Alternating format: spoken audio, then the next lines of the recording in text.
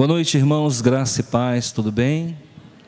Eu vou te convidar para abrir a Bíblia lá em Jonas. Jonas é um profeta menor. Jonas capítulo 2. Então a palavra de Deus diz assim: Então Jonas, do ventre do peixe, orou ao Senhor, seu Deus, e disse: Na minha angústia clamei ao Senhor e Ele me respondeu. Do ventre do abismo gritei, e Tu me ouvistes a voz. Pois me lançaste no profundo, no coração dos mares, e a corrente das águas me cercou. Todas as Tuas ondas e todas as Tuas vagas passaram por cima de mim. Então eu disse: Lançado estou de diante dos Teus olhos, tornarei, porventura, a ver o Teu santo templo. Deixa a sua Bíblia aberta, ore comigo. Senhor, em nome de Jesus eu oro, oramos ao Senhor. Eu te agradeço, nós te agradecemos por essa noite tão bonita, onde todos aqui vieram para ouvir o Senhor falar. Toma o teu assento, toma o teu lugar. Senhor, faz a tua vontade. Seja eu boca do Senhor e sejamos nós ouvidos prontos para ouvir o Senhor falar. Senhor, eu te agradeço pela sua presença, porque eu posso ver a sua presença através das muitas águas que o Senhor derrama sobre nós agora. Obrigado por se preocupar e por nos amar tanto. Pecadores que somos, arrependidos que estamos, e ainda assim gozamos de plena comunhão com o Senhor. Obrigado por essa igreja tão bonita. Obrigado por esses irmãos que vieram de tão longe para congregar conosco e ouvir a Tua palavra. Obrigado porque somos uma família representativa do Teu reino, aqui numa cidade grande, onde temos feito a diferença. Nós somos diferencial. Nós somos um diferencial da Tua presença no dia a dia das nossas vidas. Abençoe a todos, em nome de Jesus. Amém. Eu vou falar sobre uma segunda chance. E o versículo que eu quero enfatizar é o 4º versículo, em especial. Olha só o que Jonas fala. Então eu disse: Lançado estou de diante dos Teus olhos.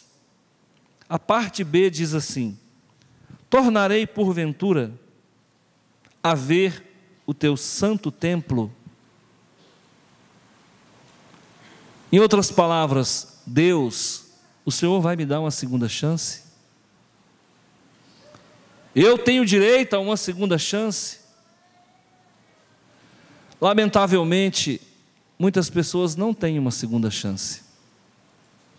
Com certeza você conhece uma história, alguma história, de alguém que perdeu a vida, não teve direito a uma segunda chance. Você talvez já tenha passado por alguma situação e Deus te deu uma segunda chance. Mas tem pessoas que não têm ela. É um erro só e é fatal. Quantas histórias nós já vimos? Há um tempo atrás, acessando o YouTube, ali estava gravado um vídeo de um jovem de 22 anos, um rapaz bonito, musculoso, estava num carro, eu não me lembro o carro agora, que carro que era, e ele estava fazendo graça. Muitos jovens ali, bebendo, muitas moças, com certeza muita moça bonita, e eles estavam ali naquela praça, bebendo, conversando, e alguns carros faziam alguns espetáculos ali, e ele então foi fazer o dele, e o forte dele era andar com o carro em 2 rodas, então ele dava um golpe na direção, o carro ficava inclinado e ficava andando em 2 rodas, e ele fez o primeiro, primeira apresentação, ele fez a segunda apresentação. Na terceira, ele colocou metade do corpo para fora, enquanto ele controlava, né, o show, e o carro tombou por cima dele e ele quebrou o pescoço e morreu na hora.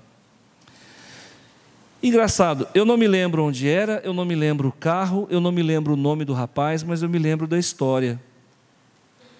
Ele não teve uma segunda chance, perdeu a vida. Talvez hoje pudesse ser um homem de Deus, um missionário, mas não, Deus não deu uma segunda chance para ele. Na Bíblia nós vamos encontrar homens que também não tiveram a segunda chance. O rei Saul não teve uma segunda chance.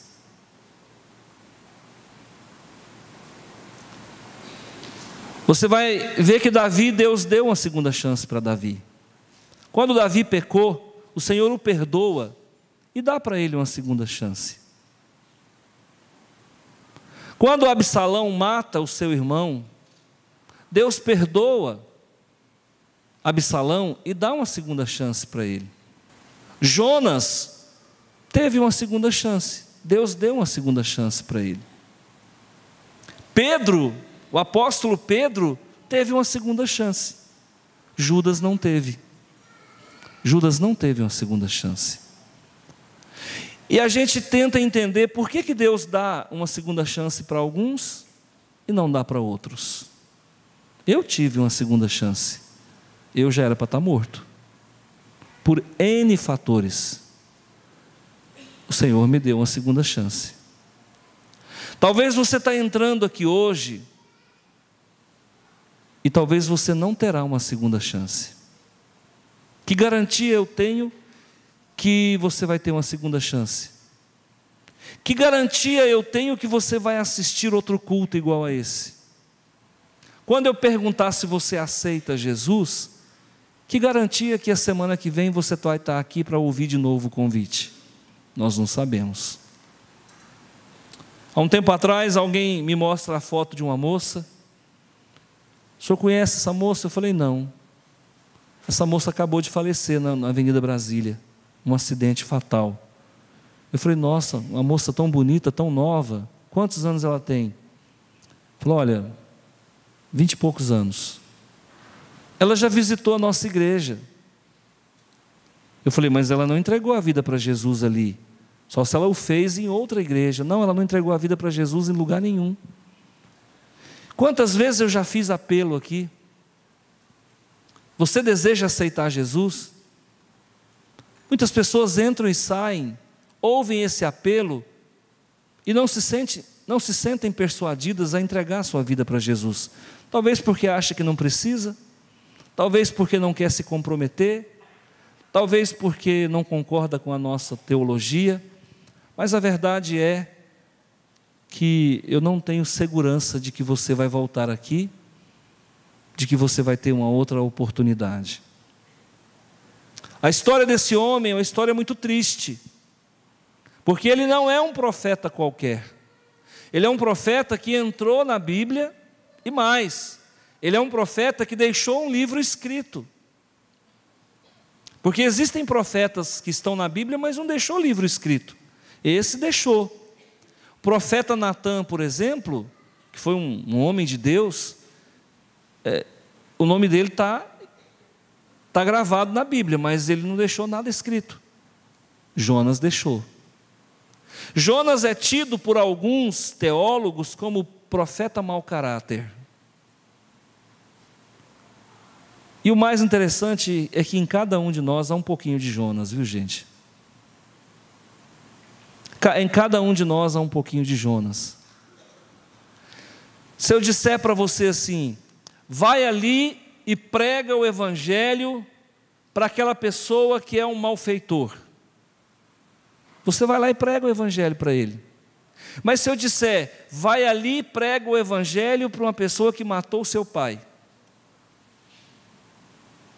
Jonas é justamente esse personagem.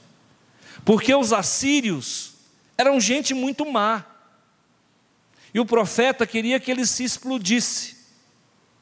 O profeta queria ver os assírios pelas costas. E a cidade para o qual ele foi chamado para fazer missões é Nínive, uma metrópole, uma cidade muito grande, de um povo truculento, de um povo extremamente sanguinário, mau.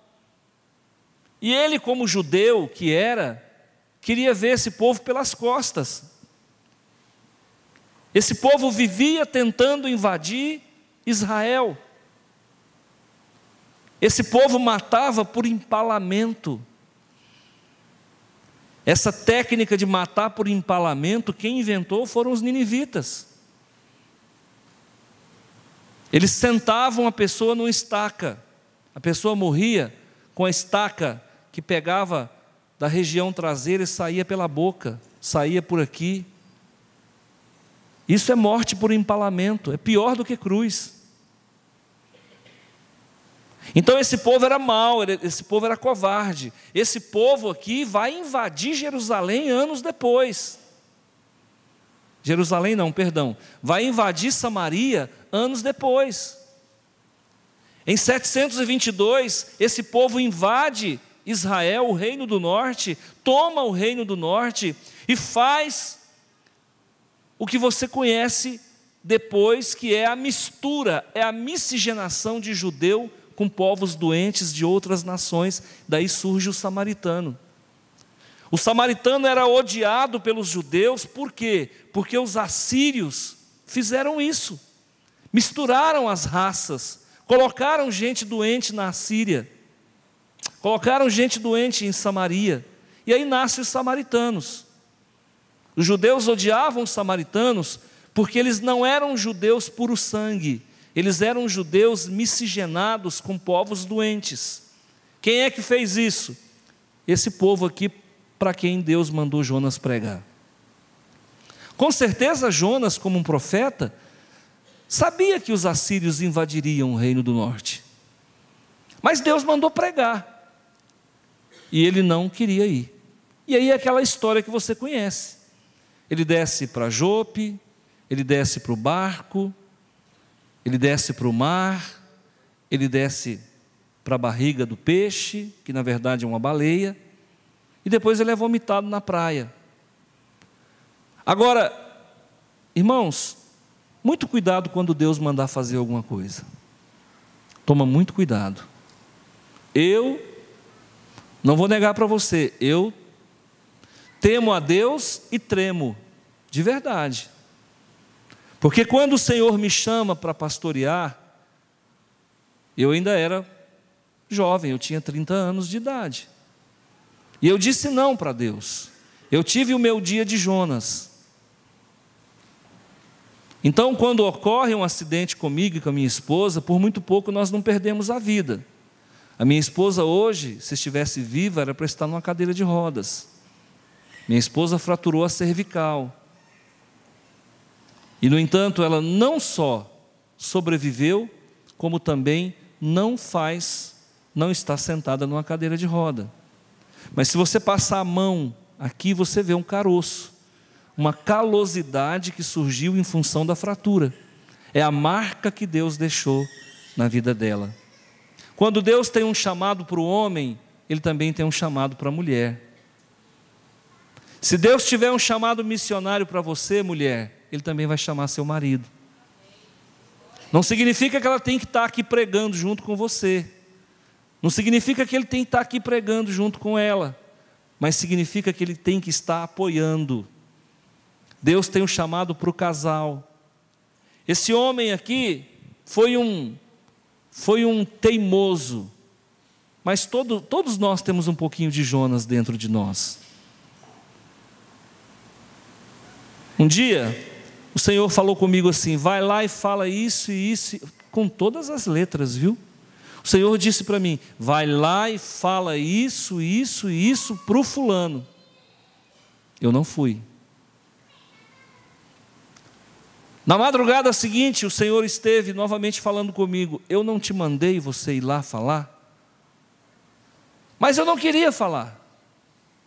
Porque às vezes nós queremos ver Deus operando na vida de todo mundo, não. Às vezes a gente não quer muito que Deus abençoe fulano ou beltrano, não. Isso é o lado de Jonas na nossa vida. Mas aí eu obedeci.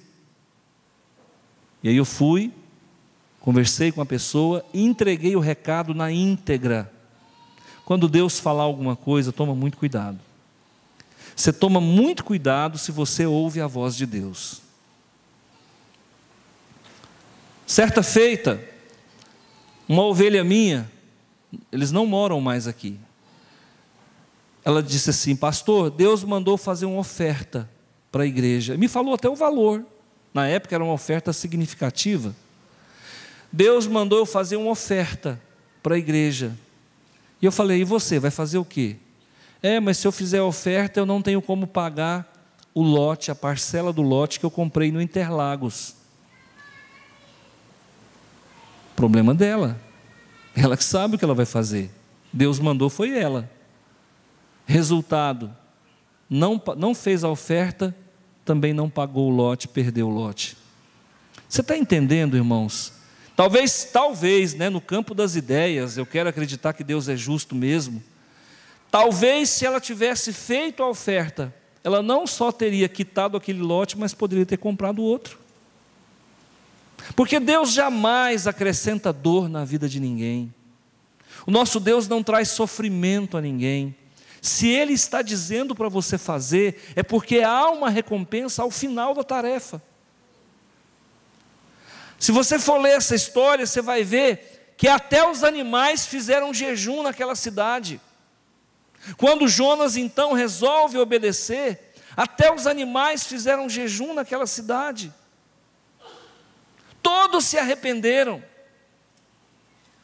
Às vezes nós somos chamados para fazer uma obra, uma tarefa que aparentemente é infrutífera, mas e o agir de Deus não conta? Uma das coisas que Deus tem me ensinado, pastor Zé Carlos, aqui na igreja, é que eu não tenho que convencer ninguém. Meu Deus, eu fui liberto disso.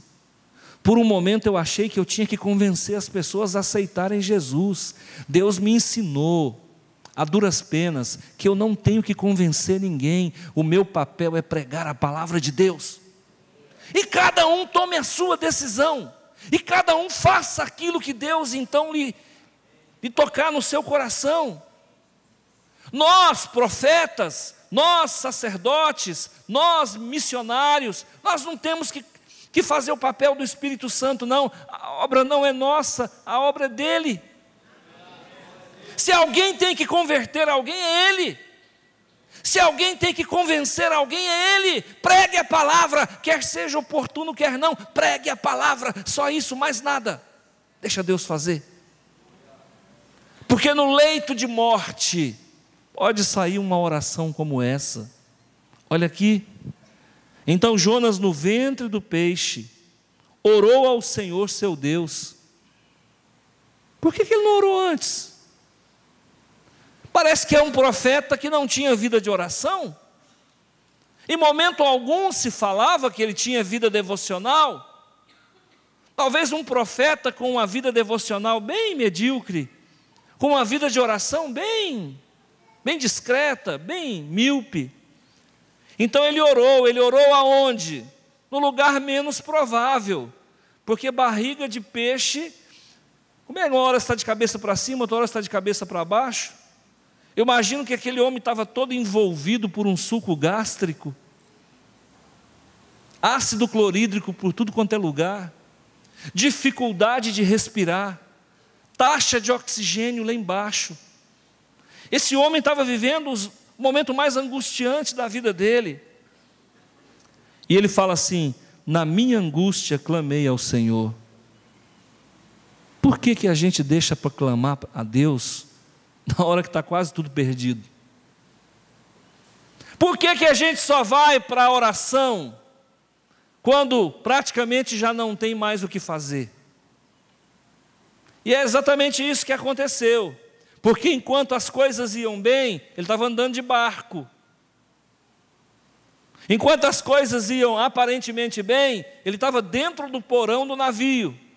Fazendo o quê? Dormindo. E aí começa o desassossego, começa o sofrimento. O capitão do navio vai lá e fala: rapaz, o navio está afundando, e você está aí numa boa dormindo. Ali começa o inferno astral daquele homem. Deitaram sorte e caiu sobre ele a culpa de tudo o que estava acontecendo. Então perguntaram para ele: quem é você? Eu sou Jonas, o profeta, sirvo ao Deus de Israel. Aqui está dizendo que você é o responsável por tudo isso. É verdade, eu sou o responsável por tudo isso. Olha a primeira chance que Deus deu para ele: o navio não afundou. Então ele pede para que o jogue dentro do mar. Os homens pegam, os marujos pegam aquele profeta e jogam dentro do mar. Deveria ter morrido afogado, porque as ondas eram revoltas. No entanto, Deus dá uma segunda chance para ele. Ele não morre afogado. Quando ele menos pensa, uma baleia jubarte vem e engole ele. Terceira chance, ele não morre dentro da barriga da baleia. E a Bíblia diz que ele fica ali 3 dias. Quarta chance, mesmo ficando no local, sem condições nenhuma de sobrevivência, ainda assim Deus o guardou. Quinta chance, ele é vomitado na praia, e ao pregar o evangelho, ninguém tira a vida dele. Esse homem teve 5 chances, e talvez você não vai ter nenhuma. Na minha angústia, clamei ao Senhor. Angústia de quê? Foi ele que causou todo esse sofrimento. Ele não tinha que estar angustiado, ele tinha que estar arrependido. Está sofrendo, está passando por dificuldade e ainda está com salto alto, magoado com Deus. Está magoado com Deus. Por quê? Porque ele está fazendo algo que ele não queria fazer. Então ele está angustiado, porque ele está fazendo algo que ele não queria fazer. Mas ele não conseguiu ver os 4 livramentos que Deus já tinha dado para ele. Ele era para estar morto, ainda está conseguindo fazer oração. E ele me respondeu. Sabe por que Deus respondeu? Porque Ele responde. Porque Ele responde. Quando eu era criança, eu conheci carro de boi. Quem conheceu carro de boi aqui? Parece que é de outro mundo, né? Carro de boi. E eu era menino, às vezes eu ia para a fazenda e eu escutava o carro de boi cantando. Quem já escutou carro de boi cantando? Carro de boi canta, irmãos. E ele vinha cantando. E aí um parente meu falou assim: o carro está pesado. Eu falei: mas como é que o senhor sabe que o carro está pesado? Ele falou assim: o carro só canta quando está pesado. São nos momentos mais difíceis da nossa vida que nós fazemos as orações mais bonitas. São nos momentos mais difíceis das nossas vidas que nós falamos as palavras mais lindas e mais verdadeiras para o nosso Deus. Muitas vezes Deus tem que nos levar para o fundo do mar. Muitas vezes Deus tem que nos levar a uma solitária. Isso aqui é uma solitária, onde ele ficou 3 dias sem comer, em oração. Quantos dias foram os dias de jejum desse homem? Não se faz missões sem jejum e sem oração. Por que Deus ouviu? Deus ouviu porque ele estava dentro do ventre do peixe? Não. Deus ouviu primeiro, porque Deus nunca havia tirado os olhos dele. Deus ouviu por quê? Porque ele estava em jejum. Deus ouviu por quê? Porque ele estava em oração.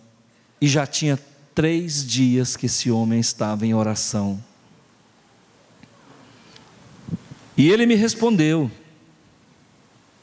Do ventre do abismo eu gritei. Irmão, você sabe como é que é essa oração aqui?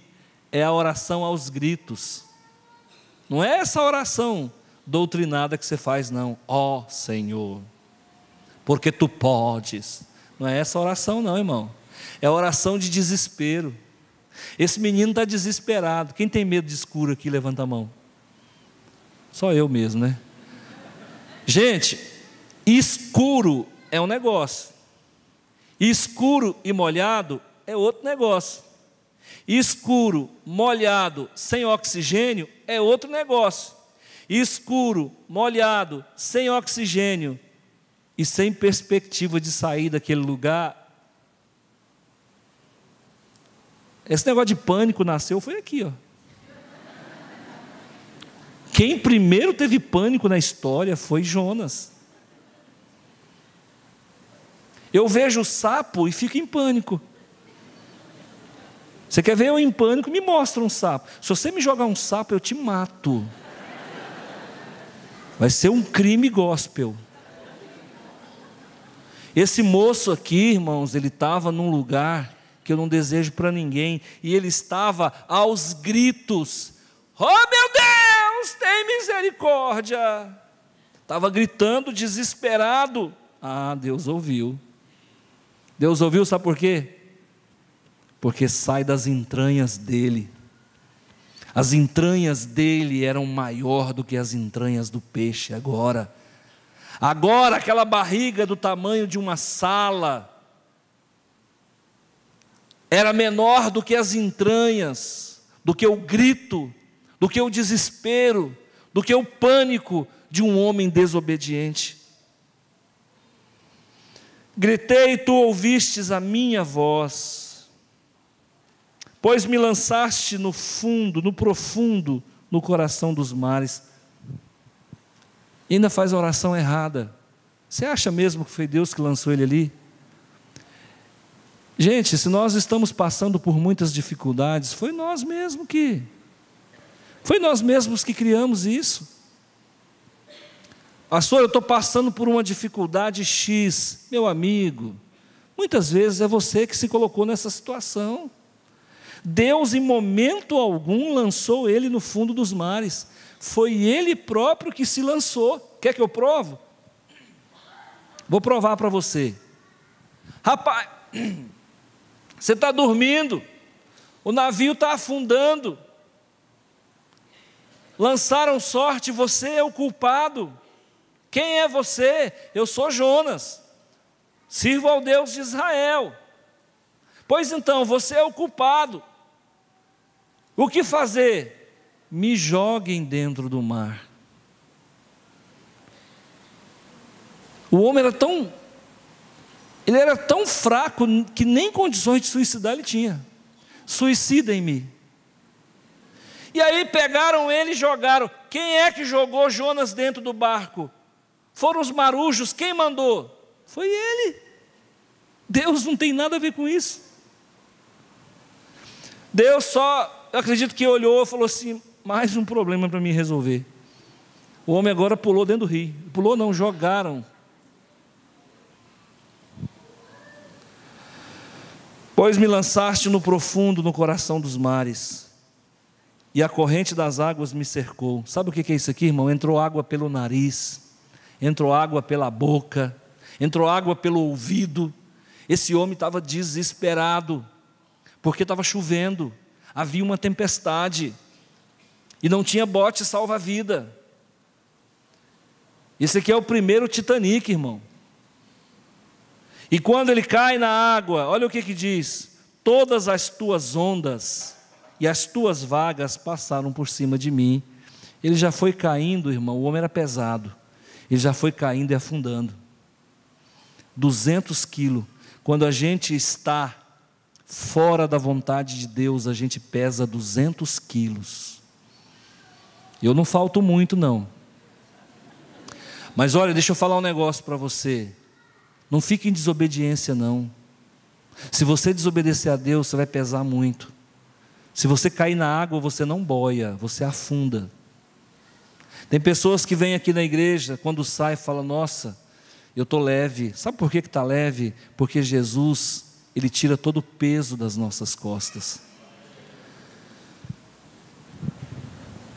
Passaram por cima de mim todas as ondas, então eu disse: lançado estou de diante dos teus olhos.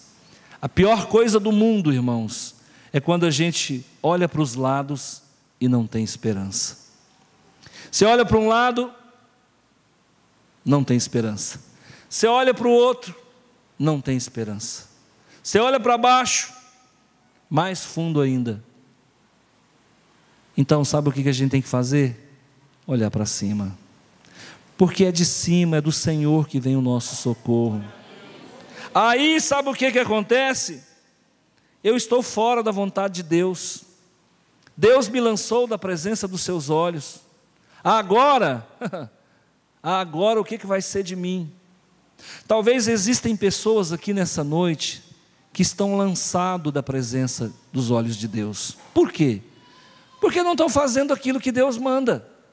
Não está fazendo aquilo que Deus ordenou. Não é isso que Deus projetou para você. E você acabou se enroscando nas suas próprias pernas. E agora não tem como resolver. O que fazer? O que fazer, meu Deus? Grita. Grita. Grita. Mas grita do fundo da sua alma e fala: meu Deus, eu não tenho o que fazer, eu não sei o que fazer. Conta-se uma história de um homem muito rico, que tinha só um filho. Esse homem tinha muitas fazendas, tinha muitas propriedades, imóveis, apartamentos, carros. Mas o filho dele era um gastão, era um delinquente. Moía tudo, todo o dinheiro que vinha na mão ele estraçalhava. Dilapidava a fortuna do pai.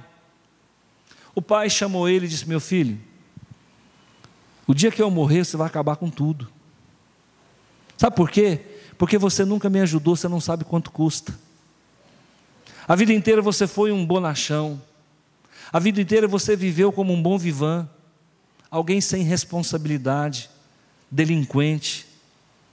É só eu morrer, você vai acabar com tudo. Mas deixa eu te falar uma coisa, eu estou perto de morrer, mas eu quero te fazer um pedido, me promete, só um pedido.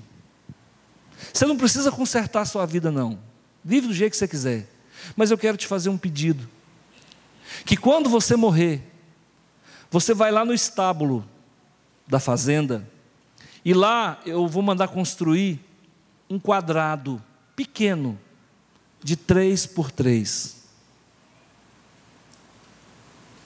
E lá, quando você já não tiver quase nada, tiver te sobrado só esse estábulo, só essa fazenda, eu vou deixar uma corda bem arrumadinha, vou deixar uma forca montada.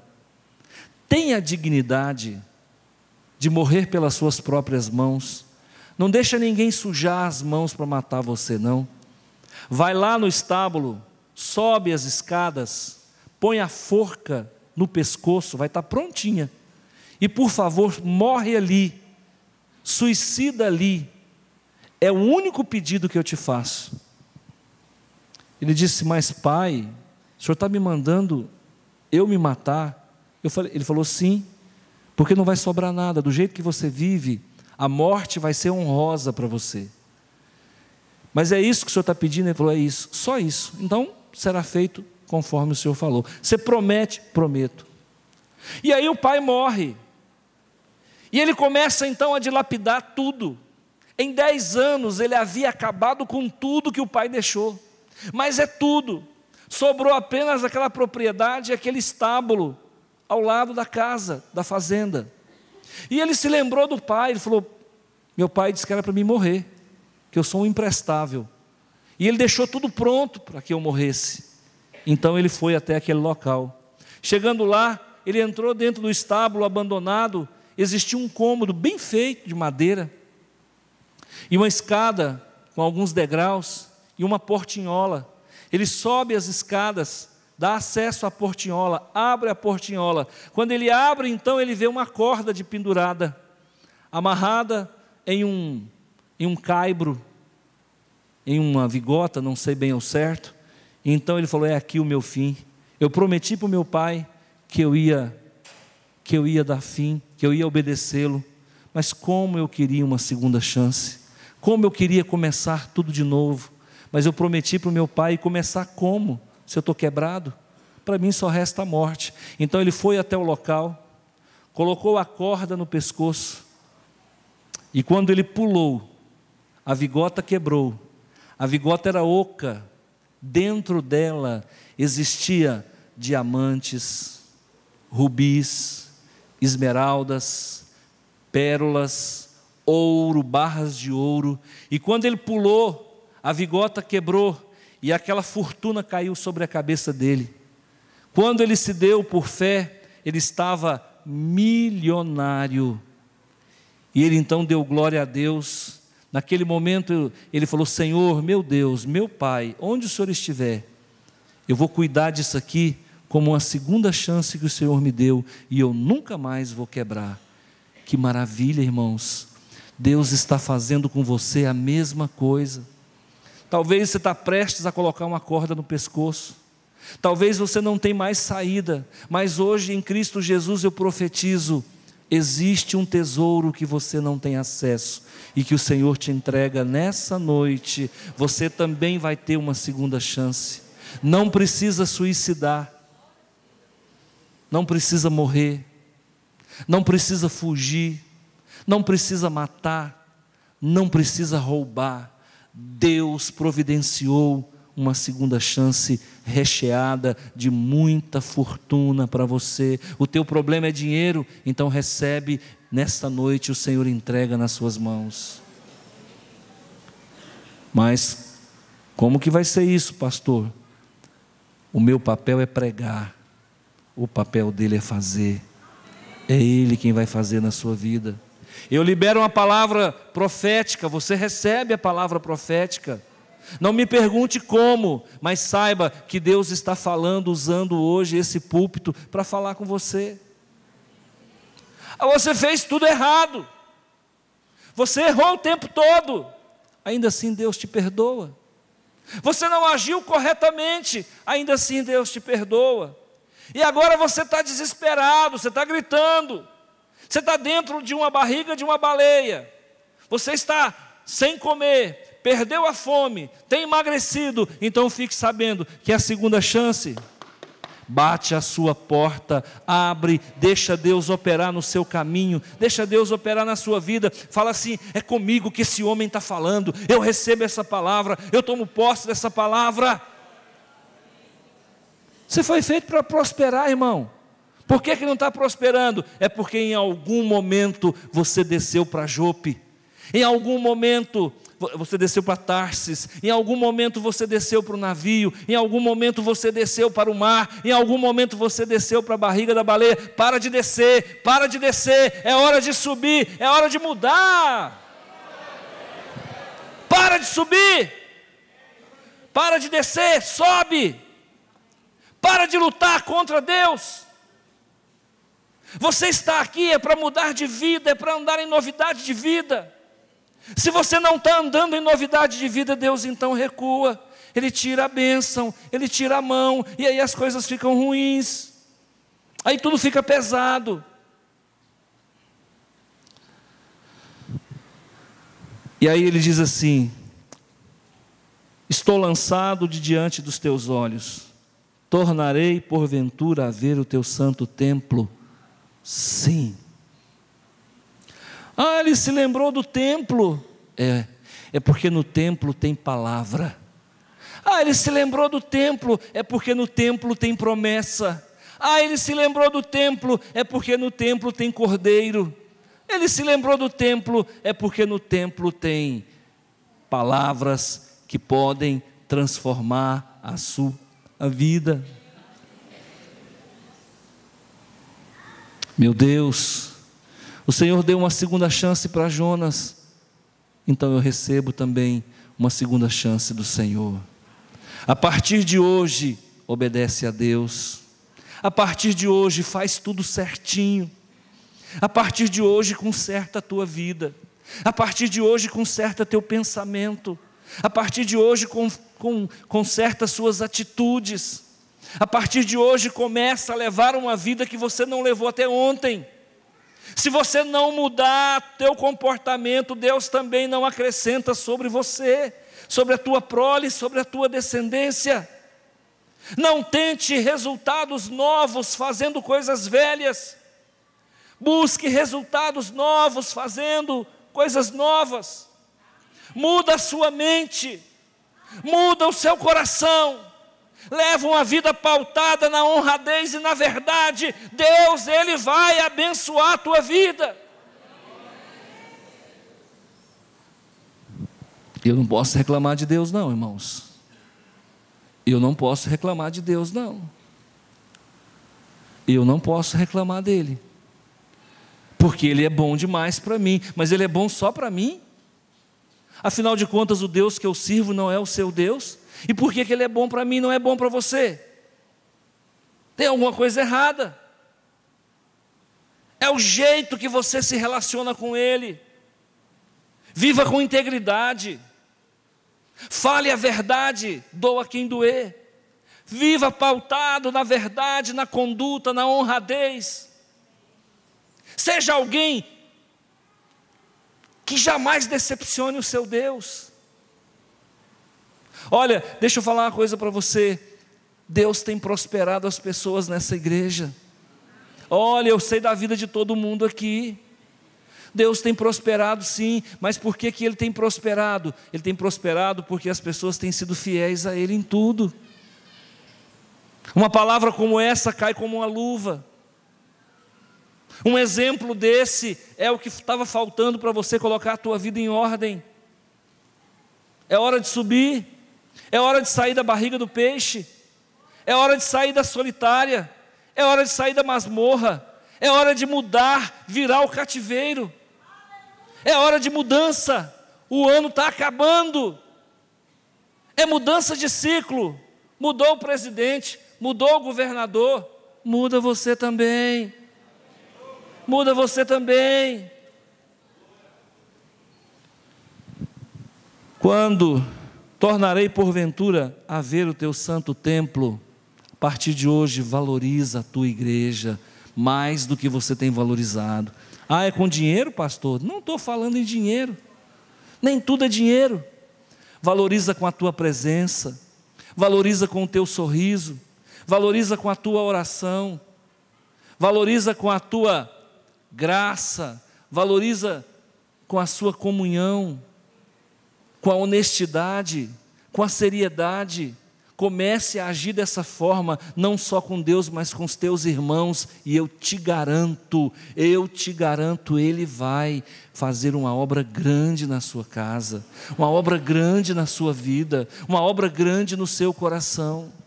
Deixa eu contar esse testemunho. Há mais ou menos, 4 meses atrás, eu não estava em Rio Verde. E eu não estava bem.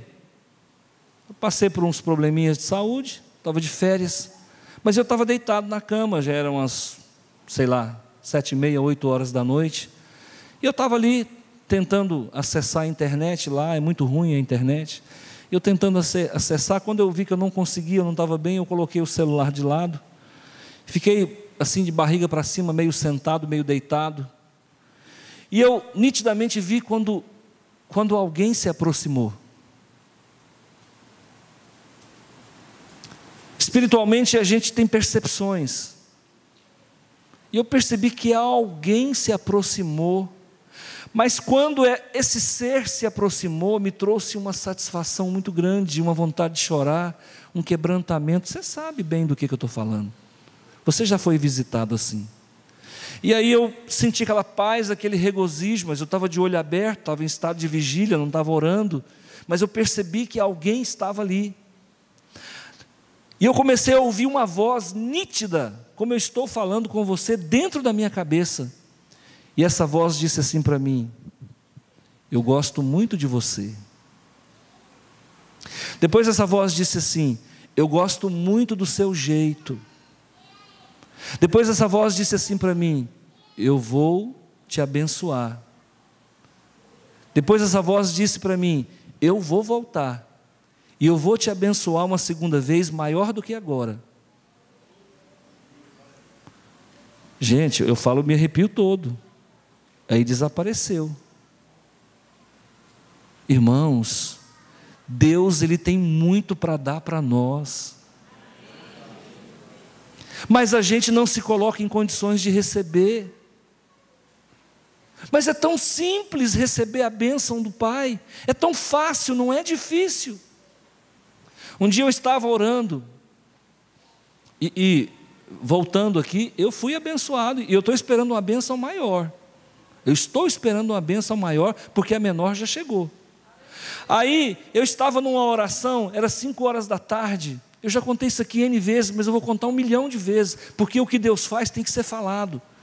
E eu estava orando e eu vi caixas grandes de presentes assim, todas elas embrulhadas em papel de presente, caixas grandes, e tinha um laço em cima, e o púlpito onde eu estava orando era menor do que esse, mas estava cheio de caixas. E eu sempre peço discernimento, palavra de sabedoria para Deus, quando Deus então me dá alguma revelação. E eu ali, de prostrado, com a boca no pó, e eu comecei a falar com Deus, falei: Senhor, o que significa isso? Esse tanto de presente. Ele falou assim: eu tenho tantos presentes para dar para vocês. Eu tenho tantos presentes para dar para vocês. Para vocês que ele estava falando, não é para mim não, é para nós. É para nós. Aí eu fico pensando, por que algumas coisas não acontecem na vida de algumas pessoas? Por que esses presentes não chegam? Irmãos, Deus só dá presentes para quem é íntimo dele. Aprenda isso. Se você está entristecendo o teu Deus, o presente vai para outro. Se você não está andando em novidade de vida, o presente vai para outro. Eu estou cansado de ver isso, eu estou cansado de ver isso. O filho, você tem um filho, ele reprovou o ano passado, ele reprovou esse ano, vai reprovar de novo o ano que vem, ele não obedece, ele não cuida do que você dá para ele, você vai continuar dando as coisas para ele? Não. Você está incentivando o mau comportamento. Deus é da mesma forma. Se comporte de forma digna, de forma honrosa, Ele vai abençoar a sua vida, hoje, amanhã. Ah, mas tudo que eu ponho a mão não vira, pastor. Não vira mesmo, porque alguma coisa você está fazendo que está desagradando a Deus. Esse Jonas aqui estava desagradando a Deus, andando na contramão do que Deus falava. Deus mandava ir para cá, ele ia para cá. Deus mandava fazer isso, ele não queria fazer. Então, a partir de hoje, se posiciona. Usa esse culto para que seja um diferencial na tua vida. Usa essas palavras para dizer de verdade: eu vou mudar. A partir de hoje eu vou mudar. Esse homem está falando aí quase 1 hora, dizendo que se eu mudar, as coisas vão mudar. Então muda hoje e fazei prova de Deus, se Ele não abrir para você as comportas dos céus. Dízimo não é só dinheiro não, dízimo é oração, dízimo é tempo na casa do Senhor, dízimo é serviço. A gente é que capitaliza tudo, mas dízimo não é só dinheiro não. Passe a orar mais, passe a frequentar mais as reuniões de oração, passe a vir à igreja, passe a fazer o que Jonas não queria fazer, chame pessoas para vir ao culto, seja um missionário, abra a tua boca, deixa Deus te usar, você vai ver o milagre acontecer. Você está aqui há quanto tempo? Quantas pessoas você trouxe para essa igreja? Não é para mim não, fica tranquilo, que se a pessoa não congregar aqui, ouvir a palavra e não ficar aqui, e ela entender que Jesus salva, ela fica nem que seja noutra igreja, mas ela ouviu, foi aqui que a semente germinou. Você está aqui há quanto tempo? Se esse Deus é tão bom para você, por que você não fala dele para os outros? Isso é contradição. Se Deus é tão bom para você, por que você não fala dele para os outros? E pelo fato de não falar dele para os outros, você não consegue conhecer o quanto ele é bom. Percebe? Abre a tua boca. Porque se você não abrir a boca, pode ser que você conheça a barriga do peixe. Pode ser que você tenha que gritar na madrugada. pode ser que você seja vomitado na praia. Eu não desejo isso para você. Eu desejo vitória para você. Consagra o que você tem. O que você tem? Pastor, eu só tenho um jumento. Consagra ele. Pastor, eu só tenho uma bicicleta, uma monareta. Consagra ela. Pastor, eu só tenho um radinho de pilha, um motorrádio. Consagra ele. Pastor, eu tenho um Fusquinha, 1.200. Quando eu ligo, sai fumaça por tudo quanto é lugar. Consagra o baforento. Consagra o que você tem para Deus. Deixa Deus ser Senhor da sua casa. Deixa Ele ser Senhor do seu carro. Deixa Ele ser Senhor da sua família. Deixa Ele ser Senhor da sua fazenda. Deixa Ele ser Senhor da sua mulher, dos seus filhos. Abre a mão, comece a se desprender das coisas. Como diz um amigo meu, caixão não tem gaveta. Desprende, solta. Eu participei de trabalhos espíritas muitos anos. Todo demônio, escuta o que eu vou lhe falar. Todo demônio, quando incorpora com a mão fechada. Todo demônio. E tem uns que não só com a mão fechada, mas com a mão toda escanhotada. Sabe por quê? Porque eles estão segurando o pecado no qual eles vivem. Abre a tua mão. Deus não vai colocar nada na tua mão se a tua mão estiver fechada. Abre ela. Abre para receber. Porque enquanto você doa, você recebe. Você doa, você recebe. Você doa, você recebe. Pega alguém para cuidar. Pega alguém para cuidar. Escolhe alguém que está passando dificuldade e ajuda essa pessoa até ela levantar mesmo. Deus é bom, irmão. Deus é fiel para com quem é fiel. É troca. Tudo na vida é troca. Você está querendo dizer que Deus barganha? Não estou querendo dizer que Deus responde. Quando você o consulta, quando você grita, quando você clama, Ele vem ao teu encontro e Ele opera na tua vida. Hoje Deus está te dando uma segunda chance. Amém? Talvez seja a última chance da sua vida.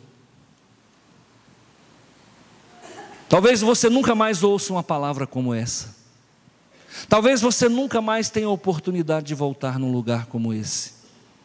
Mas o meu papel eu fiz. Eu volto para casa justificado. Eu vou deitar e eu vou dormir como sempre, que aliás, eu sei fazer isso aí. É duas coisas que eu faço bem, é comer e dormir. As duas alegrias que o gordinho tem, não é? Então, meu irmão, se você não receber essa palavra no seu coração, é problema seu, não é meu. Quero que você abaixe a sua cabeça, eu vou orar com você.